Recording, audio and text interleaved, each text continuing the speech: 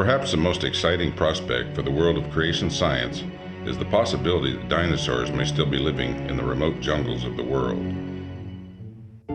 Evolution and its accompanying necessity of long ages of evolutionary development would be hard-pressed to accommodate a living dinosaur. Such is the story of Mbembe, a creature that some scientists believe could be a surviving sauropod dinosaur. One of the few areas today that would favor living dinosaurs is the vast unexplored swamps of equatorial Africa. But our journey begins in the pages of the Bible, starting with the book of Job. The Lord reveals the mighty behemoth to Job and gives a description of this creature that readily brings to mind the sauropod dinosaurs with their huge size and long necks and tails. Look at Behemoth, which I made along with you, which feeds on grass like an ox. What strength it has in its loins, what power in the muscles of its belly. Its tail sways like a cedar, the sinews of its thighs are close-knit. Its bones are tubes of bronze, its limbs like rods of iron. It ranks first among the works of God, yet its maker can approach it with his sword. The hills bring it their produce, and all the wild animals play nearby. Under the lotus plants it lies hidden among the reeds in the marsh. The lotuses conceal it in their shadow. The poplars by the stream surround it. A raging river does not alarm it. It is secure, though the Jordan should surge against its mouth. Can anyone capture it by the eyes, or trap it and pierce its nose? The behemoth was truly an extraordinary animal, but after the flood of Noah around 2400 BC, dinosaurs, which were referred to as dragons by many ancient cultures, eventually died out. But it was a different story in the remote jungles of the world, particularly in equatorial Africa. Many of the early accounts of the flora and fauna of West and Central Africa came from missionaries and explorers. In 1776, the Abbé Levain Bonaventure Proyar wrote in the history of Luango, Kakonga, and other kingdoms in Africa about a group of French missionaries who had found the tracks of an enormous unknown animal in the jungle. Pinkerton's translation, published in 1914, reads, "It must be monstrous. The prints of its claws are seen upon the earth and formed an impression on it of about 3 feet in circumference. In observing the posture and disposition of the footprints, they concluded that it did not run this part of the way and that it carried its claws at a distance of 7 or 8 feet, one from the other." Prints this large could only have been made by an animal the size of an elephant, but elephants do not possess clawed toes. What kind of monster was it?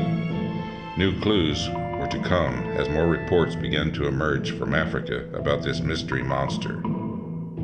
Alfred Aloysius Smith, otherwise known as Trader Horn, was an ivory trader in Central Africa, plying his trade along the river system of Gabon and Cameroon.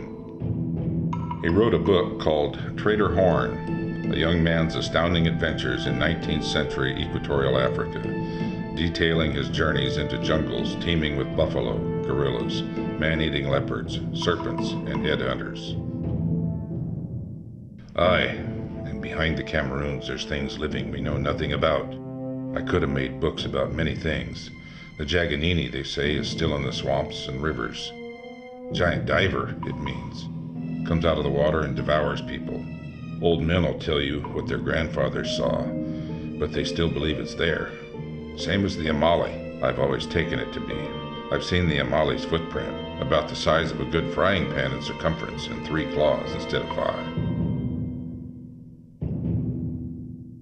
In 1909, German naturalist Carl Hagenbeck recounted in his autobiography how 2 different explorers, a German named Hans Schomburg and an English hunter, both described a monster that was half elephant, half dragon, which lived in the Congo swamps. Joseph Menges, another naturalist, told Hagenbeck that some kind of dinosaur, akin to the Brontosaurus, lived in the swamps. Hagenbeck sent an expedition to the Congo to search for the monster, but the effort was quickly aborted due to disease and hostile natives. Hans Schomburg, an animal tracker in the employ of Hagenbeck, also recounted to Hagenbeck that hippopotami were absent from Lake Bangweulu in Zambia. The natives said this was because of the fearful monster which inhabited the lake. Hagenbeck, who was director of the Hamburg Zoo, has been acclaimed as one of the greatest animal collectors of all time.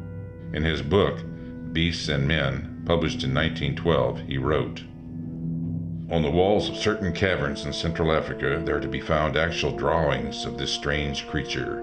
From what I have heard of the animal, it seems to me that it can only be some kind of dinosaur, seemingly akin to the Brontosaurus. As the stories come from so many different sources, and all tend to substantiate each other, I am almost convinced that some such reptile must still be in existence."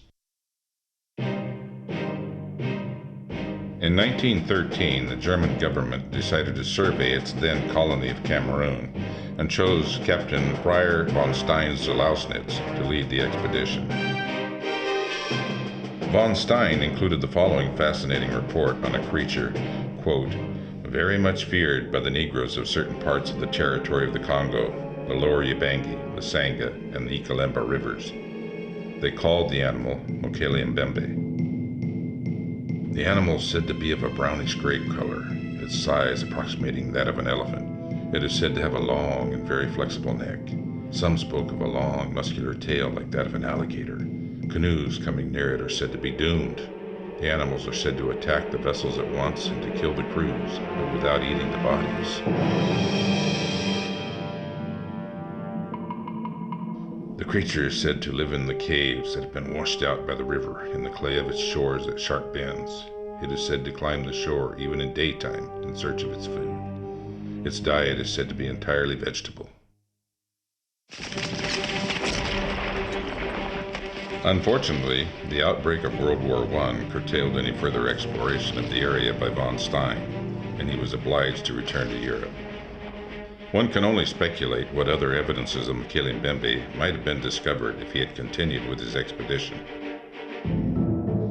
In 1932, Scottish explorer Ivan Sanderson and American naturalist Gerald Russell were on an animal collecting expedition in northern Cameroon when they came to Momfe Pool on the Mainyu River. The cliff-like riverbanks at this location had many caves, some partially submerged. The travelers reported a loud disturbance, as of fighting beasts, followed by an ear-splitting roar of some monster. Sanderson also briefly glimpsed the back of something larger than a hippopotamus breaking the surface, before quickly submerging in the murky river. Upstream, near the confluence of the Cross River, they came upon vast hippo-like tracks, although there were no hippopotami in the area. Sanderson was informed that this creature, called Mbulu-mbembe, drove the hippos away.